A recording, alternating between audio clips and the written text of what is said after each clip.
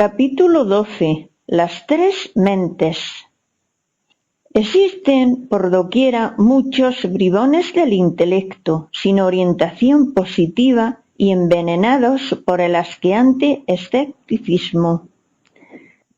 Ciertamente el repugnante veneno del escepticismo contagió a las mentes humanas en forma alarmante desde el siglo XVIII.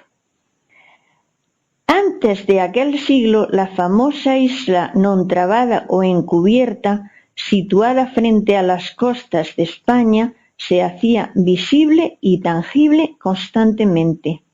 No hay duda de que tal isla se halla ubicada dentro de la cuarta vertical.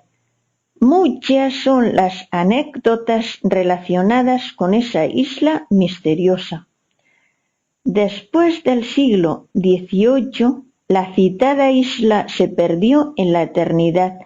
Nadie sabe nada sobre la misma. En las épocas del rey Arturo y de los caballeros de la Mesa Redonda, los elementales de la naturaleza se manifestaron por doquiera, penetrando profundamente dentro de nuestra atmósfera física. Son muchos los relatos sobre duendes, genios y hadas que todavía abundan en la verde Erin, Irlanda. Desafortunadamente, todas estas cosas inocentes, toda esta belleza del alma del mundo, ya no es percibida por la humanidad debido a las sabiondeces de los bribones del intelecto y al desarrollo desmesurado del ego animal. Hoy en día, los sabiondos se ríen de todas estas cosas, no las aceptan, aunque en el fondo ni remotamente hayan logrado la felicidad.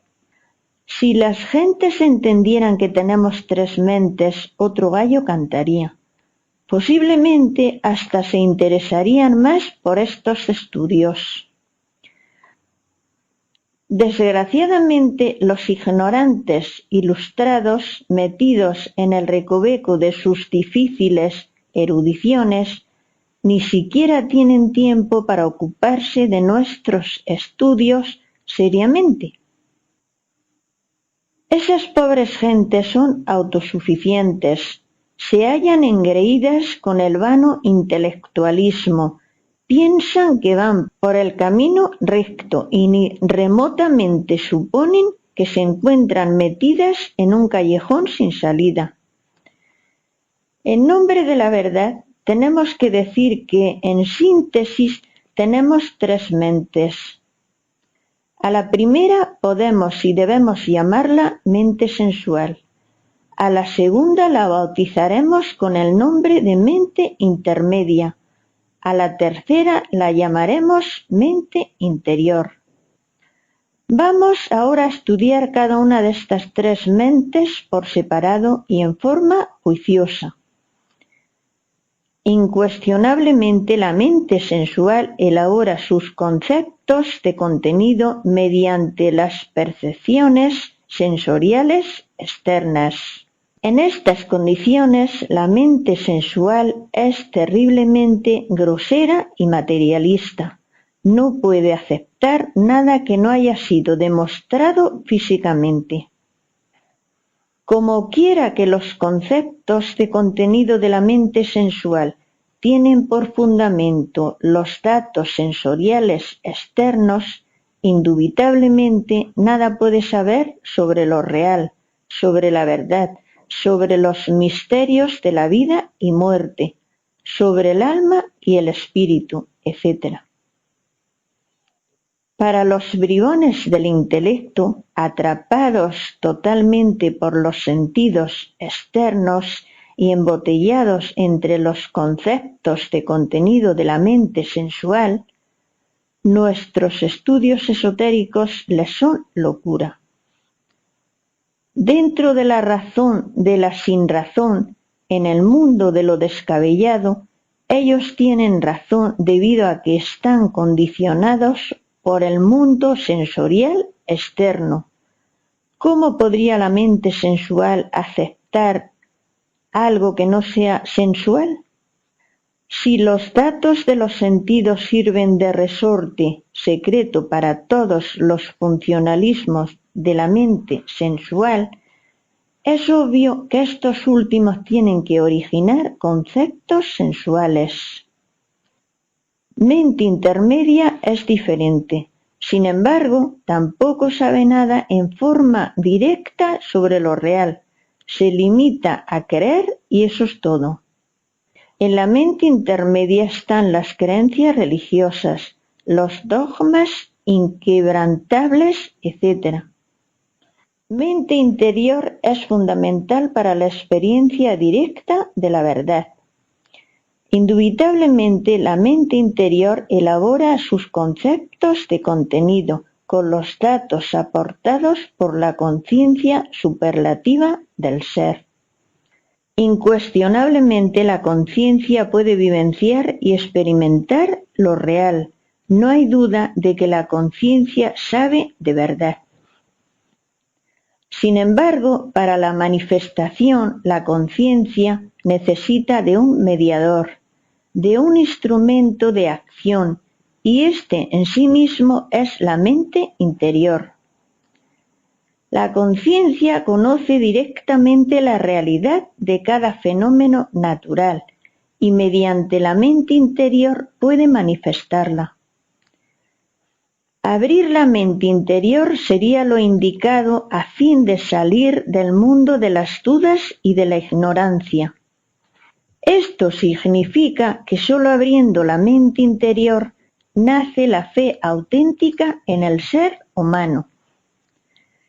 Mirada esta cuestión desde otro ángulo, diremos que el escepticismo materialista es la característica peculiar de la ignorancia.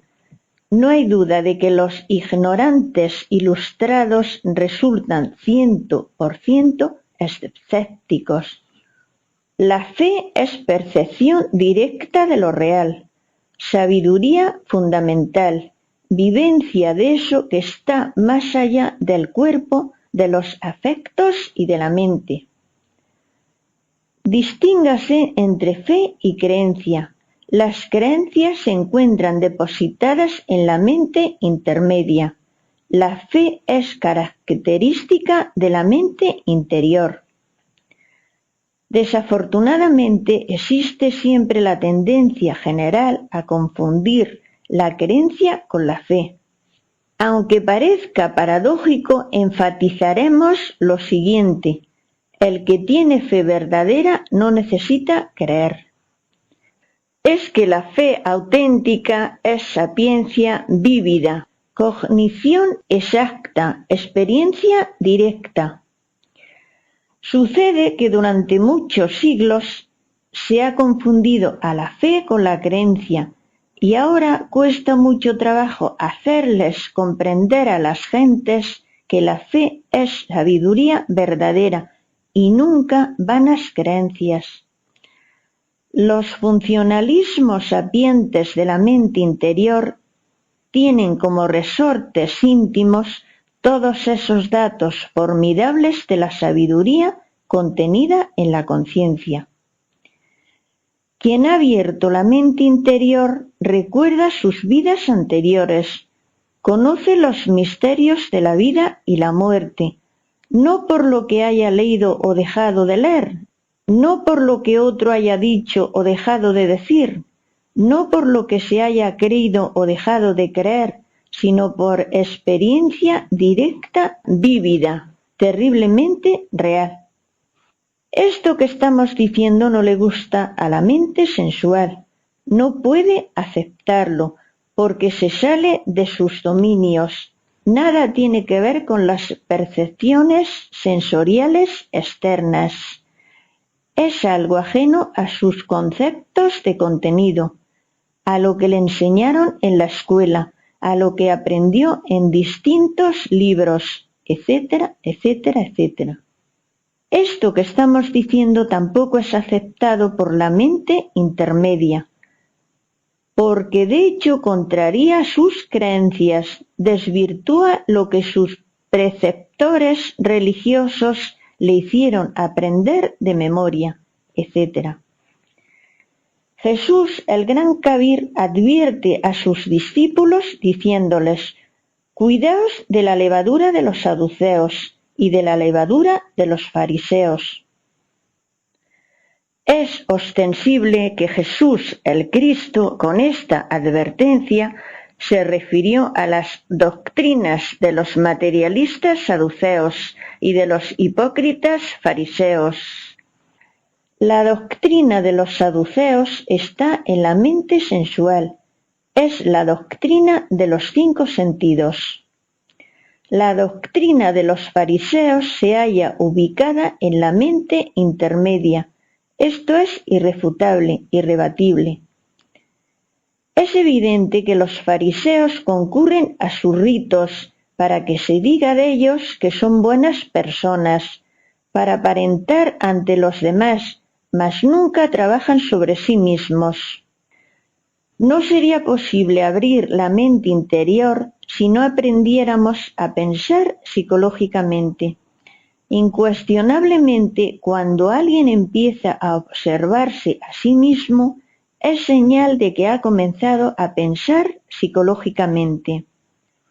En tanto uno no admita la realidad de su propia psicología y la posibilidad de cambiarla fundamentalmente, indubitablemente no siente la necesidad de la autoobservación psicológica. Cuando uno acepta la doctrina de los muchos y comprende la necesidad de eliminar los distintos yoes que encarga en su psiquis con el propósito de liberar la conciencia, la esencia, indubitablemente de hecho y por derecho propio, inicia la autoobservación psicológica.